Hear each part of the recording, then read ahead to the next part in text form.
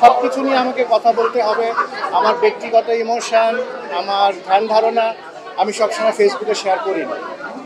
আজকাল তো মানুষ বেডরুমে ওয়াইফের সাথে কী করে ওটা ফেসবুকে না দিলে পেটের ভাত হজম হয় না, কোথায় কী করলো, এগুলো এগুলো আমরা ফেসবুকে শেয়ার করি। কি শিল্পীদেরকেও বলবো, আমার যারা কলিগ আছে, যারা কাজ করে, ইদানিং যারা কাজ করছে, নতুন আসছে, ব্যক্তিত্ব জিনিসটা মেনটেন করা খুব জরুরি। একজন শিল্পীর পক্ষে তার ব্যক্তিত্বটা মেনটেন করা, সামাজিক অবস্থানের প্রতি সচেতন থাকা একটা ভালো শিল্পী হওয়ার প্রথম শর্ত। আমি একটা ছবি করে এসেছি,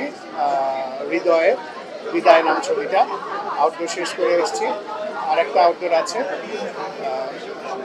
করার পর ছবিটা শেষ হয়ে যাবে। আশা করছি ভালো কিছু হবে। চিত্রের একটা খারাপ সময় আগে থেকেই শুরু হয়ে গিয়েছিল, তো অনেকে এটাকে ভেবেছে আমি সালমানের কথা বলেছি, অনেকে ভেবেছে মান্নার কথা বলেছি, বাট আপনি যদি ভালো করে এটা আবার দেখেন, আমি কিন্তু কাউকে মিন করে বলিনি, আমি কিন্তু সময়টাকে মিন করেছি।